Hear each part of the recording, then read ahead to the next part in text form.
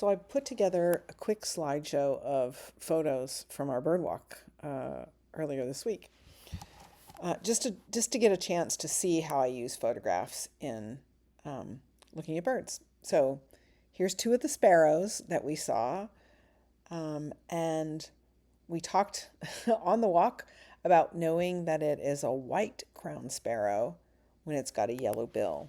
So that's what we're looking at, and it's an adult white ground sparrow on the left and an immature on the right.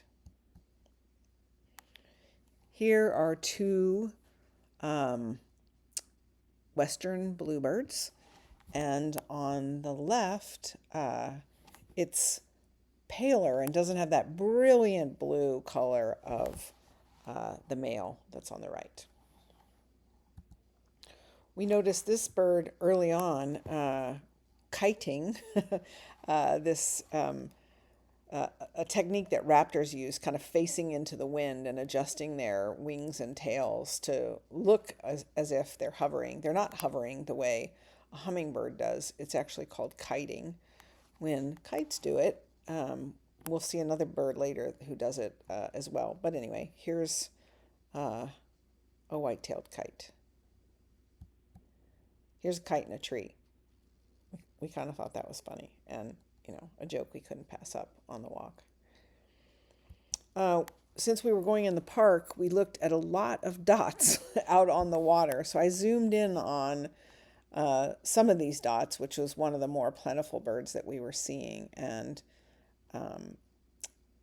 this is the red-throated loon. And I have several photos just to look through for different angles.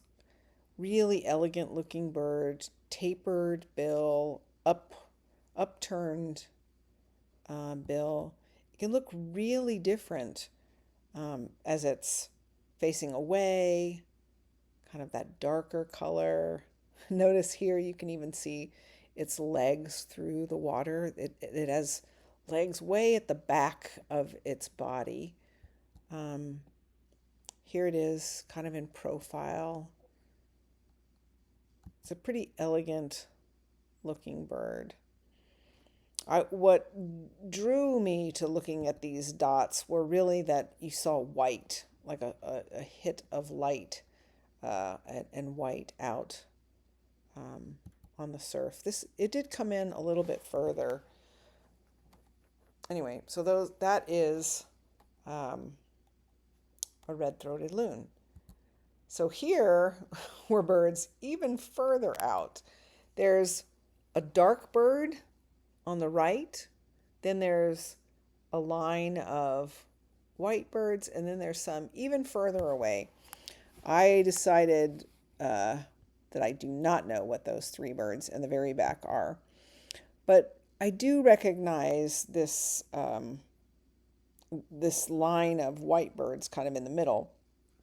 That is a grebe's kind of sleeping position. They have really long, gorgeous necks. We'll look at one in a little bit, but these are kind of tucked in and just resting on the waves. So they're either Western grebes or Clarks, but can't really tell from this distance. And then the dark one down on the right-hand side is a red-necked grebe. We did get a closer look down on the beach. This one's pretty funny. So a wave is blocking us from seeing the whole bird, but this is what gave me the first clue that we were looking at a western grebe. The photo's kind of fuzzy, but you can, what tells you the western grebe is bill color, but primarily if the eye is in the black, it's a western grebe. If the eye is separate and distinct in the white part of its head, then it's a Clark's grebe. Here's a Welf camouflage bird when we were looking out over the estuary. There's a great blue heron in there. You can kind of see it. It would have helped if it was turned to the right at this moment.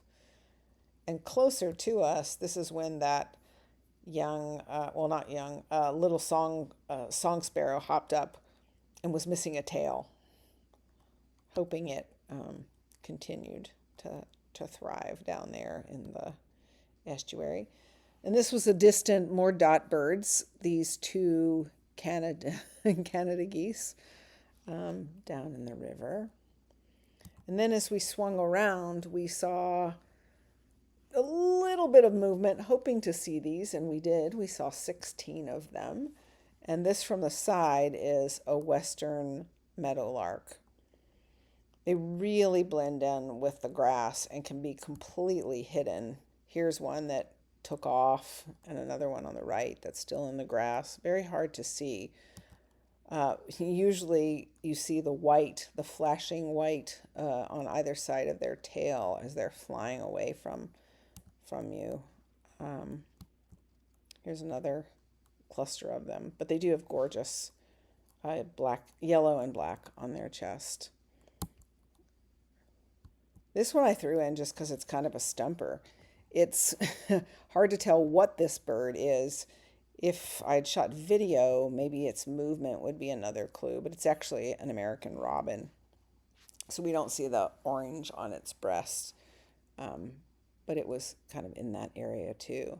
And as we crossed through the trees, we were treated to Townsend's warblers that were way, way up. And it's surprising that birds this bright and colorful can blend in.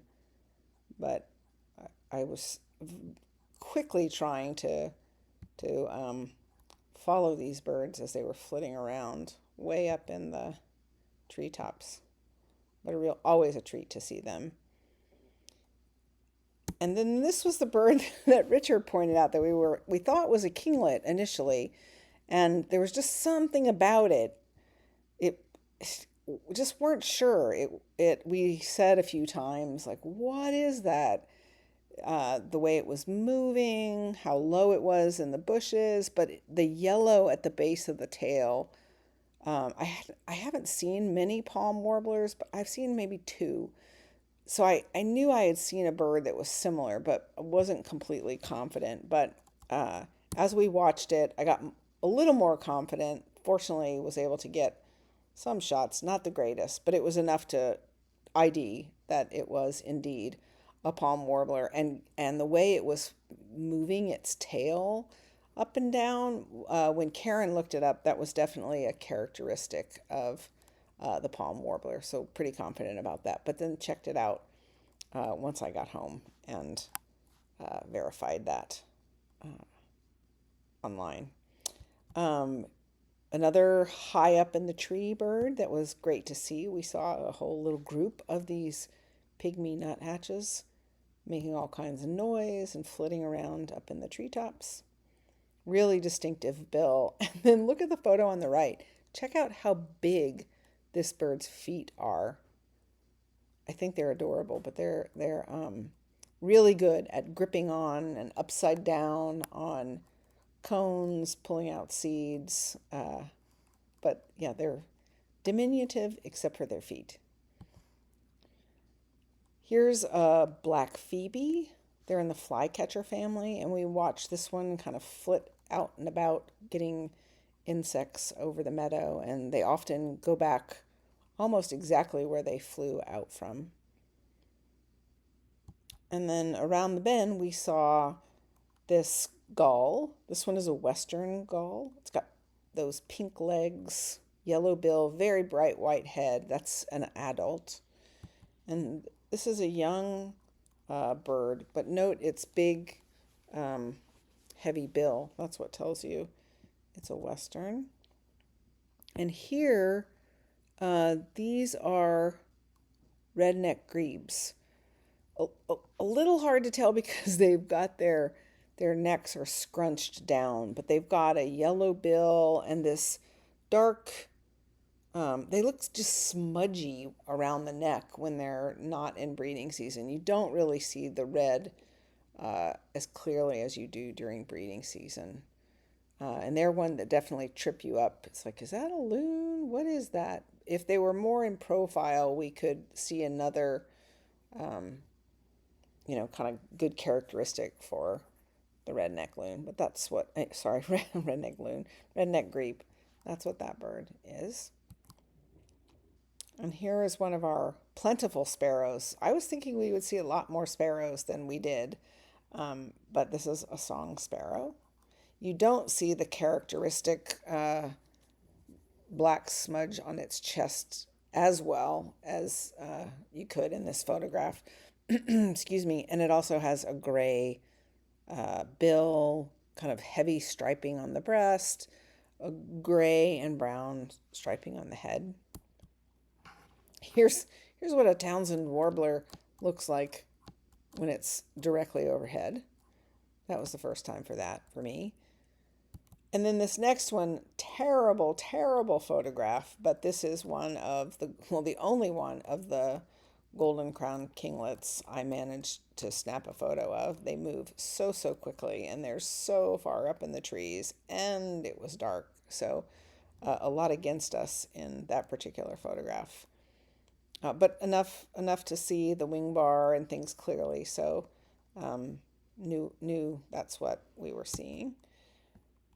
Here's a turkey vulture, the white, the dark and white, and then the smaller head with the red at the front are all good characteristics for a turkey vulture. And then this hawk was flying or flew into a tree as we were leaving the park, and it was kind of far away, but that striping on the tail and the checkerboard back is great for a red-shouldered hawk. Good markings.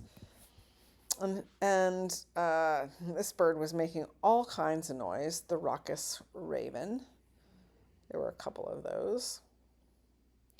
And then I think the last bird that we saw was kiting, and it's not a kite. This is an American kestrel. Gorgeous markings on this bird. And note the striping on the tails and wings, but really look at the face and those really distinct mustache marks on the bird. And they love to hover over the meadows and then fly over to a chimney or a house. You see that quite a bit, and that's what this bird was doing. All right. Well, thanks everybody for coming on the walk. It was great fun and fun to look through these photos. I hope you find it useful in looking at them again and just confirming what we saw together. Thanks.